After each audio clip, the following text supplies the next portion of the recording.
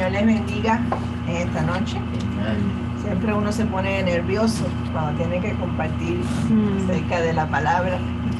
Y hoy, imagínense, no solo está presente el Señor, están presentes todos los en pantalla, los que están aquí, pero tengo a los fundadores de Lince aquí con nosotros. Es un placer. Gracias a Dios que no es un examen esta noche. Cuidado. Pero sí me da paz saber que ustedes y los pastores están aquí presentes. Cualquier cosa que yo diga que necesito. Todas las anteriores, María. Todas las anteriores. Todas las anteriores. Había una de las estudiantes en el grupo mío que decía, bueno, están todas las respuestas aquí, más lo que quiere Elena. Así mismo. Pero vamos a hablar. Gracias, Señor. Gracias por el privilegio de estar en tu casa, poder estudiar tu palabra, Señor, con los hermanos que se han conectado, Señor, para escuchar este estudio. Queremos escuchar de ti, oh Dios.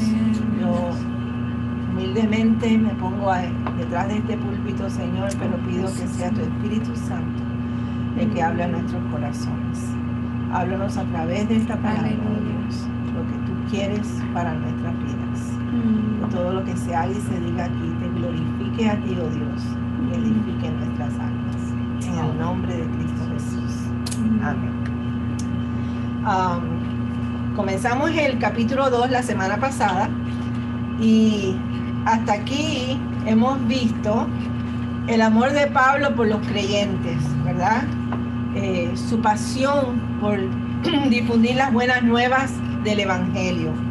Pero también vemos su humildad, siendo un hombre tan preparado, cómo él se presenta como el esclavo o siervo de Jesucristo.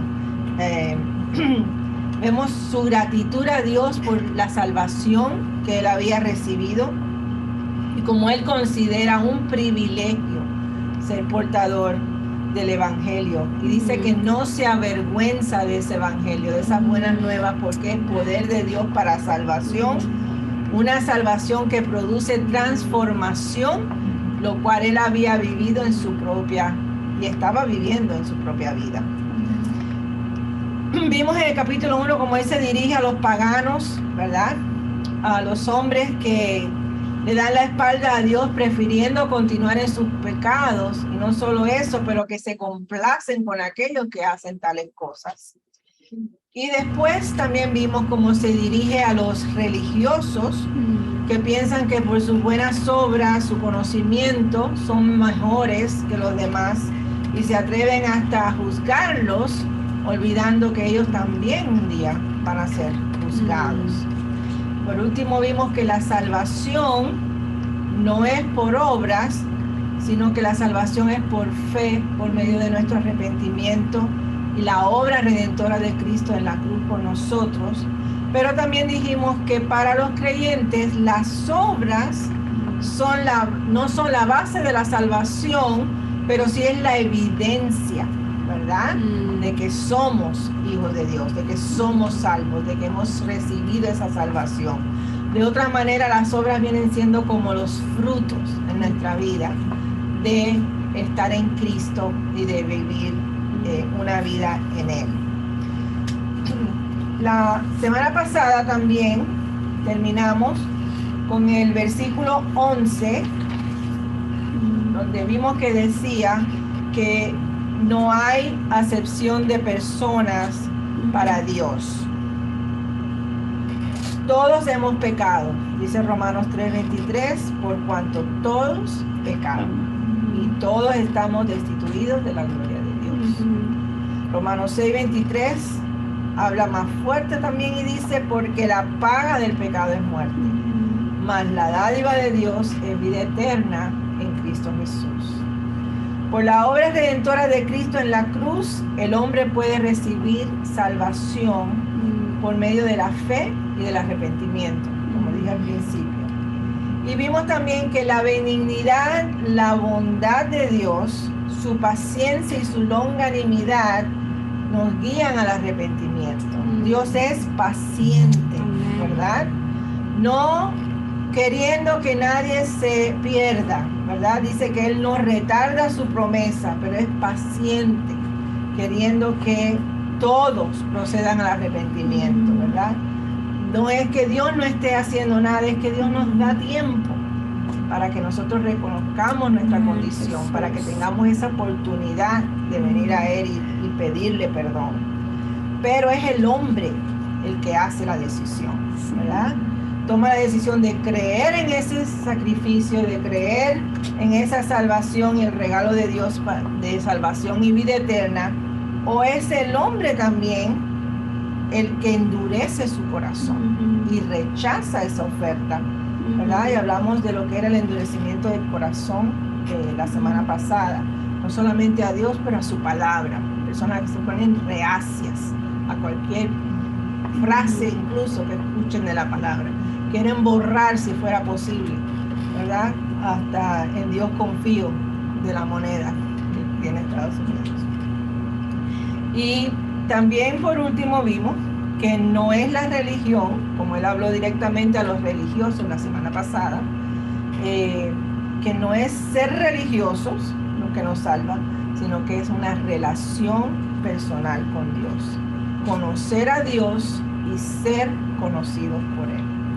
Y hoy entramos en la segunda parte que comienza en el versículo 12 y en esta noche voy a estar usando la Reina Valera y la Nueva Traducción Viviente porque encontraba un poco más fácil entenderla porque Romanos es un libro difícil, Romanos es un libro de mucha doctrina, pero necesitamos comprenderlo porque también es muy rico la enseñanza que hay en él y es muy sólida para la vida de nosotros como creyentes. Entonces, después de haber demostrado el pecado de los hombres paganos e inmorales, después de presentar su caso contra el religioso, sea judío o sea gentil, como vimos la semana pasada, vamos a ir al versículo 12 al 14, que en la 1960 dice: porque todos los que sin ley han pecado, sin ley también perecerán. Y todos los que bajo la ley han pecado, por la ley serán juzgados. Porque no son los oidores de la ley los justos ante Dios, sino los hacedores de la ley serán justificados. Porque cuando los gentiles que no tienen ley hacen por naturaleza lo que es de la ley, estos, aunque no tengan ley, son ley para sí mismos. Pablo en el versículo 13 hace énfasis que no es el escuchar, no es el conocer, no es ni siquiera el memorizar y poder recitar, ¿verdad? Lo que nos va a hacer a nosotros justos, sino es obedecer lo que dice la palabra. Y en la nueva versión internacional, nueva traducción viviente, dice: pues el simple acto de escuchar la ley no nos hace justos ante Dios. Es obedecer la ley lo que nos hace justo ante sus ojos. Está diciendo lo mismo, simplemente poniéndolo un poquito en un lenguaje un poco más moderno para nosotros entender, ¿verdad? No es que escuches, no es como hablábamos la semana pasada de los religiosos, no es que venga todos los domingos a la iglesia, no es que ni siquiera te la memorices.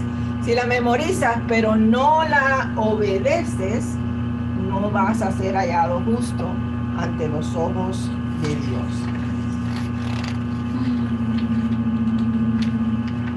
Y luego el versículo 15 dice: mostrando la obra de la ley escrita en sus corazones, dando testimonio su conciencia y acusándoles o defendiéndoles sus razonamientos.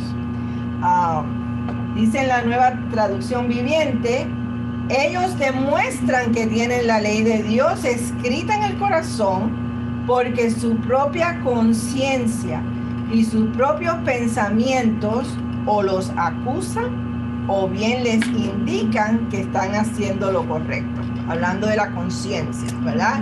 A veces vemos la conciencia en los muñequitos de los niños como el diablito y el angelito que le está hablando al muñequito, ¿verdad?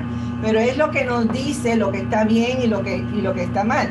Y justo el domingo estábamos en la clase de INSTE, en primer nivel, y estábamos hablando del hombre y el pecado. Y hay en el libro algo que yo traje al estudio de hoy, porque habla de la imagen de Dios en el hombre.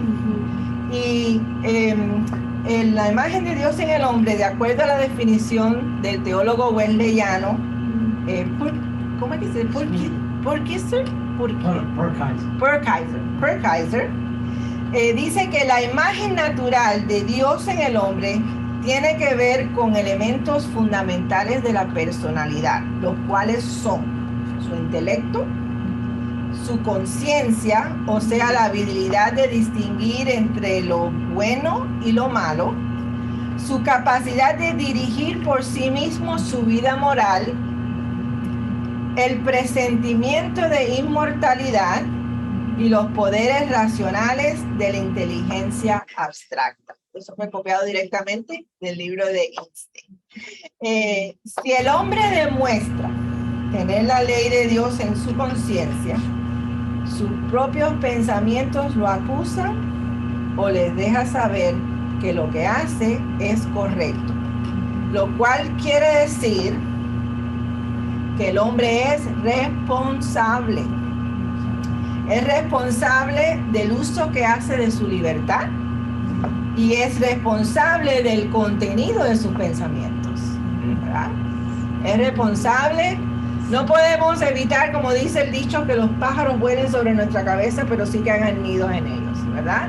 No podemos evitar que ciertos pensamientos lleguen a nuestra mente, pero sí podemos evitar que tomen control ahí, que se queden ahí, ¿verdad?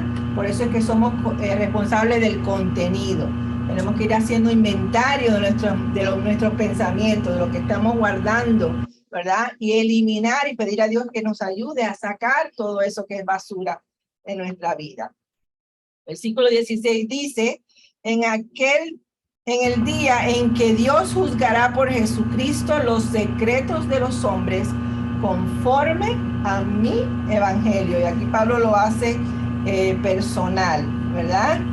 Dice, y el mensaje que proclamo es que se acerca el día en que Dios juzgará por medio de Cristo Jesús la vida secreta de cada uno. Dios juzgará los secretos.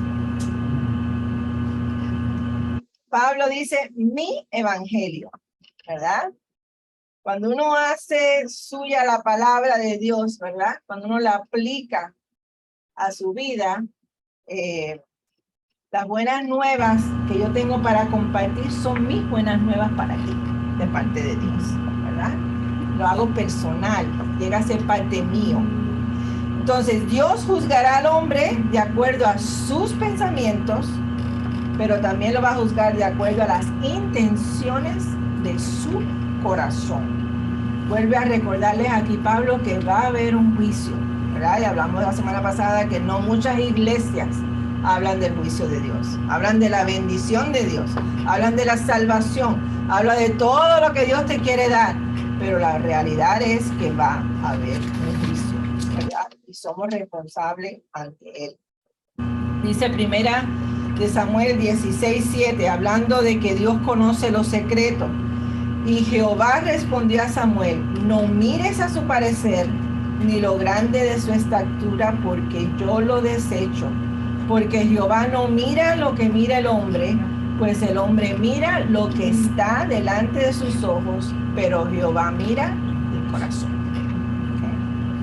Okay. Jeremías 17:10, yo Jehová, que escudriño la mente, que pruebo el corazón, para dar a cada uno según su camino, según el fruto de sus obras. Más claro, el agua, ¿verdad? Dios, Jeremías 17:10. Escudriño la mente. Dios mira lo que tenemos en el pensamiento. Prueba el corazón y ve el fruto de las obras que estamos haciendo. Poderoso. ¿Ah? No es cualquier cosa. Salmo 44, 20 y 21 dice: si nos hubiésemos olvidado del nombre de nuestro Dios o alzado nuestras manos a Dios ajeno, ¿no demandaría Dios esto? Porque Él conoce los secretos del corazón. Quizás hay algo en tu corazón que solo tú te crees que sabes, porque no lo has compartido con nadie. Pero ¿sabes qué? Dios lo sabe. Dios sí lo sabe. No hay nada que se oculte de sus ojos. En los próximos versículos que vamos a leer, igual que Pablo trató con los religiosos, ¿verdad?, de la semana pasada, esta semana va a tratar con los judíos y la ley. Y buscando entre varios comentarios, encontré una información que fue de mucha bendición para mi vida y le pedí al Señor, ayúdame a aplicarla, porque podemos conocer toda la historia, pero tengo que traerla a mí. Tengo que aplicarla a mí para que se haga real en mi vida, para que yo pueda cambiar y hacer lo que Dios quiere que yo haga. Así que en esta noche quiero hacer una comparación tomando esta lectura y vamos a ver cómo la podemos después aplicar a nuestras vidas, ¿verdad? Dice los versículos 17 en adelante. Hoy terminamos con el versículo 29 de este capítulo. Dice: he aquí, tú tienes el sobrenombre de judío y te apoyas en la ley y te glorías en Dios. Y conoces su voluntad e instruido por la ley, apruebas lo mejor. Y confías en que eres guía de los ciegos, luz de los que están en tinieblas, instructor de los indoctos, maestro de niños, que tienes en la ley la forma de la ciencia y de la verdad. Tú pues que enseñas a otro, ¿no te enseñas a ti mismo? Tú que predicas que no se ha de hurtar, ¿hurtas? Tú que dices que no se ha de adulterar, ¿adulteras? Tú que abominas a los ídolos, ¿cometes sacrilegio? Tú que te jactas de la ley, con infracción de la ley, ¿deshonras a Dios? Porque como está escrito, el nombre de Dios es blasfemado entre los gentiles por causa de vosotros. Pues en la verdad, la circuncisión aprovecha si guardas la ley. Pero si eres transgresor de la ley, tu circuncisión viene a ser incircuncisión. Si pues el incircunciso guardare las ordenanzas de la ley, ¿no será tenida su incircuncisión como circuncisión? Y el que físicamente es incircunciso, pero guarda perfectamente la ley, te condenará a ti, que con la letra de la ley y con la circuncisión eres transgresor de la ley. Pues no es judío el que lo es exteriormente, ni es la circuncisión la que se hace en la carne, sino que es judío el que lo es en lo interior, y la circuncisión es la del corazón, en espíritu, no en letra, la alabanza del cual no viene de los hombres, sino de Dios. Fuerte la lección, ¿verdad? La semana pasada vimos cuando él le dice, eres inexcusable, ¿verdad?, a los religiosos. Y aquí le dice a los judíos, ¿por qué te jactas? ¿Por qué te jactas? Casi que lo mismo, pero llevándoselo a ellos directamente, ¿verdad? En primer lugar, en cuanto a la ley, vemos que Dios, cuando le dio la ley a Moisés, le dio a entender que la obediencia a las leyes no era una manera ni una precondición para la salvación. O sea, Dios le dio la ley al pueblo. Dios se la dio a Moisés. ¿Se recuerdan? Él estuvo en el monte y ahí Dios con su propio dedo escribió los mandamientos, pero esto no era una precondición para que ellos fueran salvos, sino que la obediencia era la respuesta agradecida de aquellos que ya habían sido salvos. Podemos ver el ejemplo de los mismos israelitas. Cuando los israelitas estaban esclavos en Egipto y Dios mandó a Moisés a libertarlos, ellos no tenían la ley. Eran esclavos, no tenían la ley, pero Dios envió a Moisés y los libertó, los sacó de Egipto, ¿verdad? Por la gracia de Dios y por la fe en lo que Moisés les dijo acerca de Dios, que ellos llegarían, ¿verdad?, a la tierra prometida. Ellos salieron de allí, obtuvieron su libertad. Lo único que se les pidió fue que creyeran en la promesa de Dios para recibir libertad. Cuando yo escuché el plan de salvación, yo no entendía toda la Biblia. Yo no conocía todos los mandamientos que había en la Biblia que yo debía obedecer. Pero mi salvación vino por reconocer mi condición de esclava al pecado, ¿verdad? Y salir de esa condición aceptando la salvación a través de Jesucristo. Todavía pudiera decir que no tenía la ley, solamente la promesa de salvación si yo escuchaba esa voz y era obediente en salir de aquella condición de pecado en la que vivía, ¿verdad? ¿Cuál es la promesa? Cree en el Señor Jesucristo y serás salvo. La Biblia no dice tienes que conocer de Génesis a Apocalipsis, aunque gloria a Dios si lo podemos estudiar y lo podemos aprender. Pero la salvación es creer en el Señor Jesucristo, su obra redentora, lo que Él hizo por mí. Me sacó de Egipto, me sacó del pecado. Éxodo 21 y 2 dice, antes de citar los mandamientos, Dios les habló diciendo, y habló Dios todas estas palabras diciendo, yo soy Jehová tu Dios, que te saqué de la tierra de Egipto, de casa de servidumbre. Yo no sé si tú recuerdas cuando tú aceptaste a Cristo. Yo era una niña y había nacido en el Evangelio porque mis padres eran pastores. Pero yo un día en una escuelita de verano, con un títere hablando, empecé a llorar y me di cuenta, yo necesito a Cristo.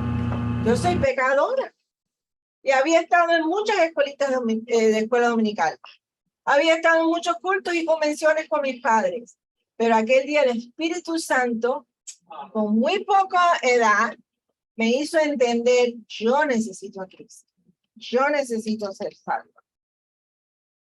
La obediencia a los mandamientos no era el camino para la salvación, sino la respuesta ante la libertad y la salvación que habían recibido.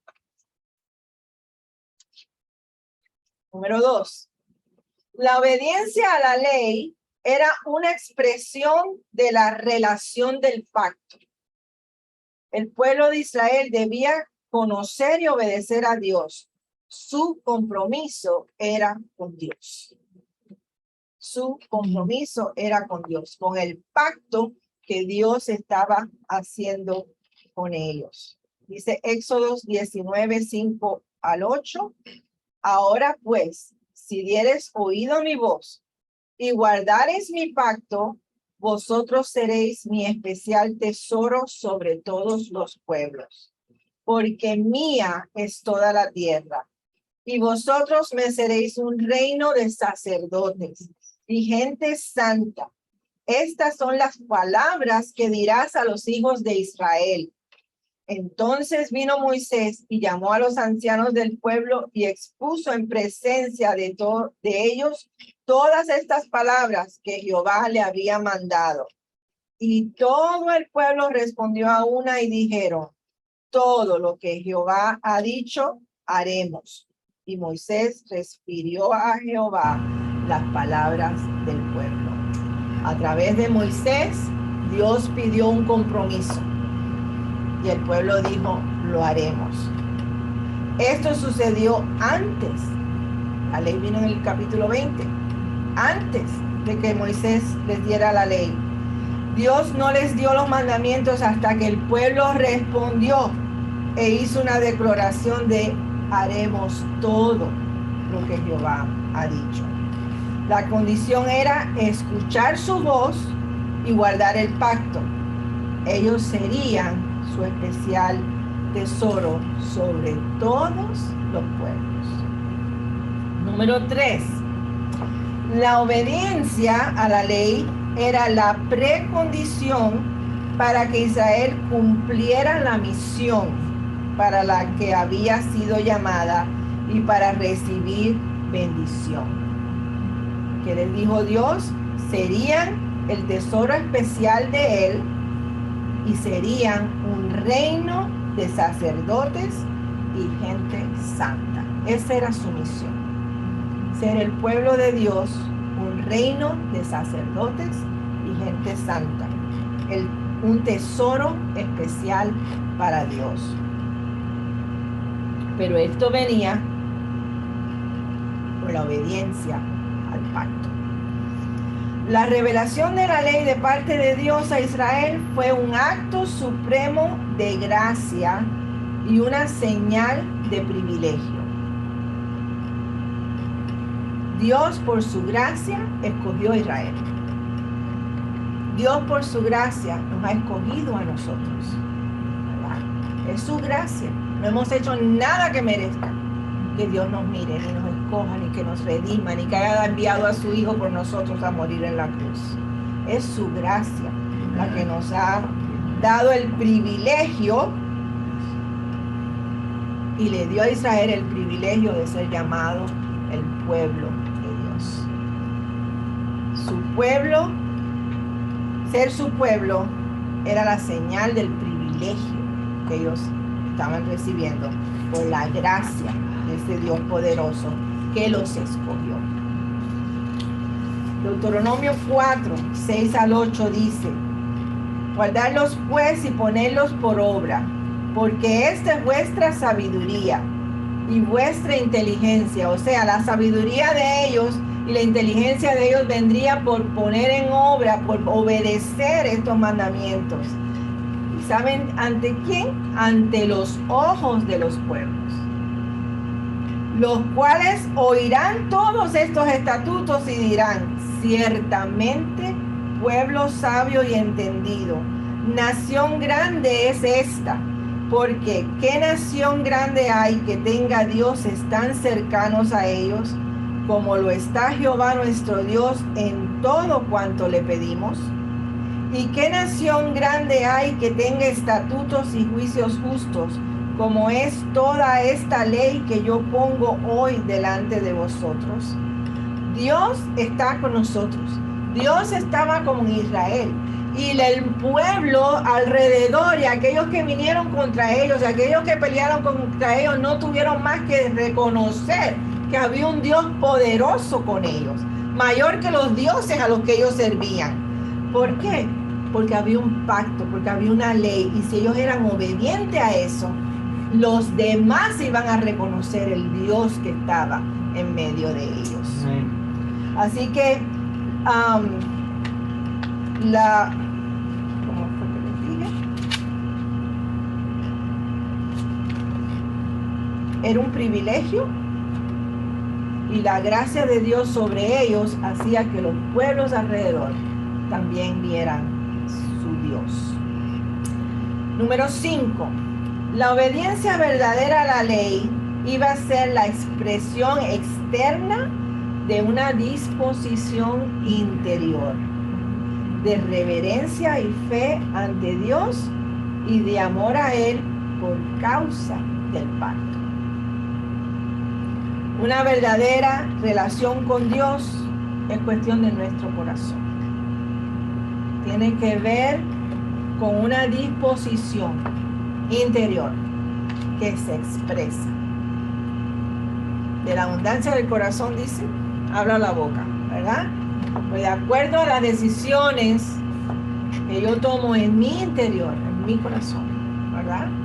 Yo voy a expresar lo que yo creo, lo que yo siento, a quien yo sirvo, a quien yo amo, quien es mi Señor y Salvador, ¿verdad? Número 6. Las leyes consideraban la vida de manera holística, o sea, del todo, que se considera algo como un todo, eso es lo que quiere decir, o sea, todo mi ser, como si estuviera bajo la autoridad del dominio divino. No puedo darle una parte solamente. Israel no podía decir, en esto te vamos a servir. Tenía que ser todo para que Dios fuera la autoridad suprema sobre ellos. Con nosotros tiene que ser igual, tiene que ser un rendimiento absoluto a Dios, para que Dios sea soberano en nuestras vidas. No podemos dar una parte y retener algo. Todo tiene que estar puesto bajo Él si vamos a obedecer a Dios. Número 7 dice, las leyes se consideraban amplias y factibles de ser cumplidas por aquellos cuyo corazón estaba en buena relación con Dios. O sea, no era imposible obedecerlas. Dios les reveló con sumo detalle un sistema de comportamiento que era recto y además manifestaba su gracia. Él le dejó todo bien clarito y bien específico, ¿verdad? Sin embargo, la condición del hombre pecador necesita de la ayuda de Dios para poder ser fiel a ese pacto.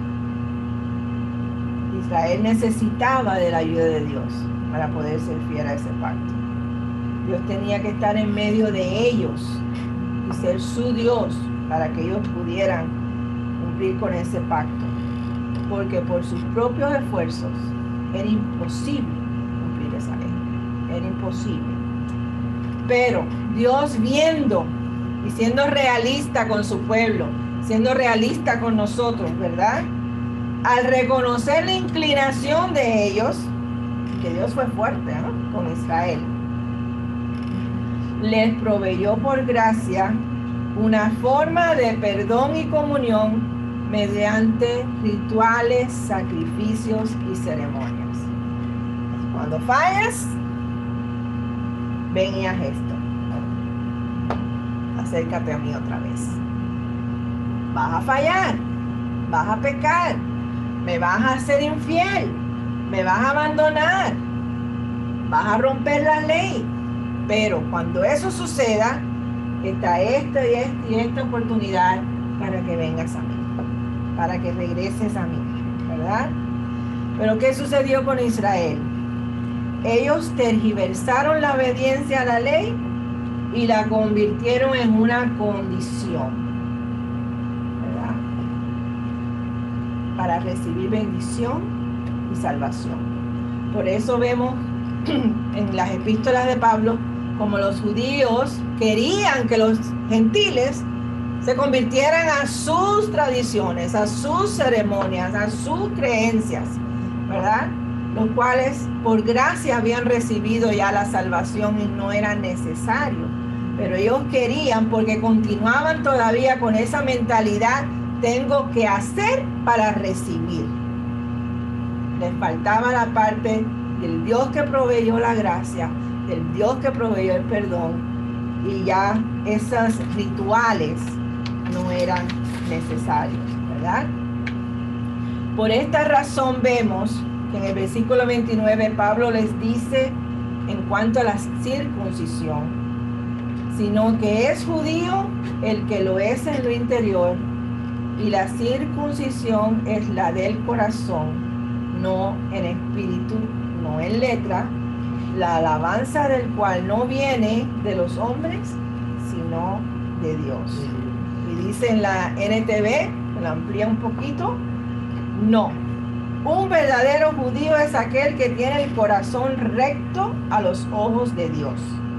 La verdadera circuncisión no consiste meramente en obedecer la letra de la ley, sino que es un cambio en el corazón, producido por el Espíritu. Y una persona con un corazón transformado busca la aprobación de Dios, no de la gente. El que tiene un corazón transformado va a buscar la aprobación de Dios, no la aprobación de la gente. Ahora, me senté y dije, ahora Señor, ¿cómo aplico esta enseñanza a mi vida? Y empecé a poner mi nombre aquí y les invito a que hagan lo mismo. Son versículos más lo que voy a estar leyendo mayormente. Pero número 1, en cuanto a lo que acabamos de leer. Antes de poder entender los mandamientos de Dios para mi vida, debo entender que el hombre es esclavo del pecado y necesita la ayuda de un libertador. Por esta razón, Dios envió a Jesucristo para rescatarnos y sacarnos de la esclavitud del pecado. Romanos 6:16 dice, ¿no sabéis que si os sometéis a alguien como esclavos para obedecerle, sois esclavos de aquel a quien obedecéis, sea del pecado para muerte o sea de la obediencia para justicia? Entiendo que Dios me rescató. Me salvó del pecado y de la muerte por medio del sacrificio de su Hijo Jesucristo. Al igual que Dios usó a Moisés para sacar a los judíos de Egipto, Cristo me rescató a mí y me dio libertad del pecado. Juan 8:36 dice, así que si el Hijo os libertare, seréis verdaderamente libres. ¿Quién me va a libertar? ¿Quién me va a hacer realmente libre? Solamente Jesucristo. Nada que yo haga, ninguna otra persona puede hacer nada por mí. Jesucristo me hará libre y verdaderamente libre. Número 2. La obediencia a los mandamientos no es para adquirir salvación, sino mi respuesta a la salvación que ya he recibido.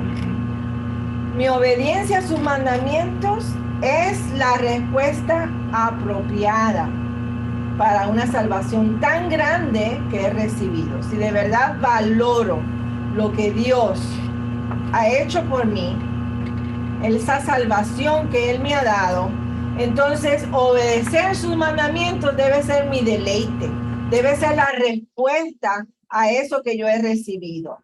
Mi obediencia a su palabra va a ser la expresión de ese compromiso que quiero hacer con Él, por lo que Él hizo por mí. Y dice Juan 14:15, si me amáis, guardad mis mandamientos. Si de verdad estoy diciendo a Dios que lo amo, ¿cómo se lo voy a demostrar? Obedeciendo su palabra, guardando sus mandamientos. ¿Que voy a fallar? Sí que voy a fallar, ¿verdad? Pero eso no impide que me levante y vuelva otra vez, ¿verdad? Número 3. Mi obediencia a su palabra es la precondición para cumplir la misión para la que he sido llamada y recibir bendición.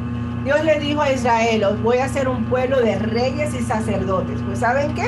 Primera de Pedro 2:9 dice, mas vosotros sois linaje escogido, real sacerdocio, nación santa, pueblo adquirido por Dios para que anunciéis las virtudes de aquel que os llamó de las tinieblas a su luz admirable. No es para que salga ahora diciendo, oh, ahora soy un rey, soy un sacerdote, soy una reina, sí, pero ¿para qué? Para que anunciéis las virtudes de aquel que te llamó, para que anunciéis las virtudes de aquel que te trajo a ese pueblo, que te hizo parte de los reyes y sacerdotes. ¿verdad? Mi obediencia a la palabra es una precondición para que yo pueda cumplir esa misión. No puedo cumplir esa misión si yo no obedezco la palabra de Dios. Número 4. La palabra de Dios y sus mandamientos es un acto supremo de gracia y una señal de privilegio. ¿Qué dice Salmo 119, 105? La palabra es lámpara es a mis pies tu palabra y lumbrera a mi camino. Proverbios 6, 23. Porque el mandamiento es lámpara y la enseñanza es luz y camino de vida las reprensiones que te instruyen. Repite otra vez, más lento. La palabra de Dios y sus mandamientos es un acto supremo de gracia y una señal de privilegio. Salmo 111, 10 dice, el principio de la sabiduría es el temor de Jehová. Buen entendimiento tienen todos los que practican sus mandamientos. Su loor permanece para siempre. Una señal en tu vida va a ser la obediencia a la palabra. Una señal en mi vida de quién soy en Cristo va a ser la obediencia a la palabra. Por eso es que ahorita hablábamos de agradarlo a Él y no preocuparnos por agradar a la gente. Porque a veces no vamos a agradar a la gente si queremos agradar a Dios. Número 5. Mi obediencia a Dios es mi expresión externa de una disposición interna de reverencia, fe y amor hacia Él. ¿Cómo voy a exteriorizar el compromiso que tengo dentro de mi corazón? Con mi obediencia a su palabra. Salmo 119, 11 dice, en mi corazón he guardado tus dichos para no pecar contra ti. Ahorita hablábamos de la conciencia, el Espíritu Santo es nuestra conciencia, ¿verdad? Cuando hacemos algo que nos salimos un poquito del camino. Gloria a Dios por esa tristeza que da el Espíritu Santo. Gloria a Dios por esos regaños que a veces recibimos de parte de Él. Porque nos vuelven a traer al camino, ¿verdad? Nos enseñan, fallaste, tú prometiste, tú estás tratando, tú estás queriendo obedecer a Dios. Tú lo tienes guardado en tu corazón, ahora sácalo, ¿verdad? Y ponlo en acción. Número 6. Debo amar a Dios y obedecer su palabra con todo mi ser. Famoso versículo, Josué 1:8. Nunca se apartará de tu boca este libro de la ley, sino que de día y de noche meditarás en él, para que guardes y hagas conforme a todo lo que en él está escrito, porque entonces harás prosperar tu camino y todo te saldrá bien, ¿verdad? Palabras que Dios le dieron a Josué, pero aplican a nosotros hoy en día. La misma instrucción es para nosotros. Amas a Dios, que no se aparte de nuestra boca su palabra. Que no se aparte de nuestros pensamientos su palabra. Que quede guardada en nuestro corazón su palabra. Número 7. Dios proveyó por su gracia una forma de perdón y comunión mediante la alabanza, la oración, el ayuno, la presencia del Espíritu Santo en nuestras vidas. Porque Dios sabe que fallamos, que somos débiles, ¿verdad? Una manera de encontrar ese perdón y esa comunión nuevamente con Dios, cuando fallamos, ¿verdad? Es la alabanza, es la oración, es el ayuno y es la presencia del Espíritu Santo en nuestras vidas. Dios lo proveyó. Juan 14, 16, 17 dice, y yo rogaré al Padre, Jesús les dice, y os dará otro consolador para que esté con vosotros para siempre, el Espíritu de verdad, el cual el mundo no puede recibir porque no le ve ni le conoce, pero vosotros le conocéis porque mora con vosotros y estará en vosotros. ¿Quieres más privilegio que ese? Que no contamos con cualquier cosa, tenemos al Espíritu Santo de Dios ahí como maestro para instruirnos, para enseñarnos, para redarguirnos, ¿verdad? Y que mora, dice, con y en nosotros. Juan 14:26 dice, mas el Consolador, el Espíritu Santo, a quien el Padre enviará en mi nombre, Él os enseñará todas las cosas y os recordará todo lo que yo os he dicho. Y esto era Jesús hablándole a sus discípulos. Pero ¿saben qué, hermanos? Ya Él está aquí. Amén. Él está aquí. Él está en nosotros. Él está entre nosotros. Y todo esto que Jesús dijo que iba a hacer es lo que Él hace. Esa es su obra. Él nos lleva a toda verdad y nos recuerda las cosas. Tienes un problema de baja autoestima porque alguien te dijo algo y te pisó y te lo creíste y estás, ¿saben qué? El Espíritu Santo te va a recordar que tú eres quien tú eres en Cristo. Amén. ¿Quién tú eres en Cristo? Él lo va a hacer. Te va a recordar que tú tienes a tu lado al Dios Todopoderoso y que tú tienes todas las promesas que Él ya ha dejado en su palabra para nosotros. Te lo va a recordar, no lo va a recordar. Juan 14:21 dice, Jesús nos dice, el que tiene mis mandamientos y los guarda, ese es el que me ama. Y el que me ama será amado por mi Padre, y yo le amaré y me manifestaré a él. Tremenda palabra, ¿verdad? Tenemos que tener los mandamientos, tenemos que guardar los mandamientos, pero con eso vamos a mostrarle a Dios que lo amamos. Y cuando Dios ve que lo amamos, ¿saben qué es? ¿Cómo viene el efecto? Seremos amados por el Padre. Él nos amará, pero tremenda la última frase. Se manifestará a nosotros. Se manifestará a nosotros. Dios no está ahí arriba, alejado. Él se va a manifestar, aquel que obedece su palabra y cumple sus mandamientos. Va a mostrarle su amor y muchas otras cosas más, porque el poder de Dios se revela, ¿verdad? Cuando Él ve un pueblo que lo ama, que se humilla y que lo busca.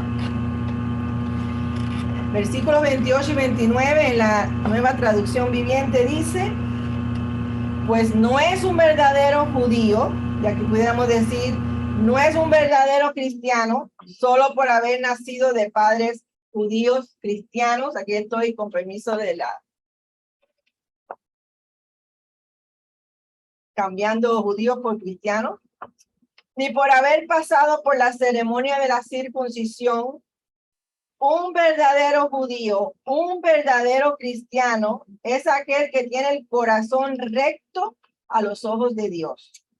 La verdadera circuncisión no consiste meramente en obedecer la letra de la ley, sino que es un cambio en el corazón producido por el Espíritu. Y una persona con un corazón transformado busca la aprobación de Dios. Con esto los quiero dejar en esta noche.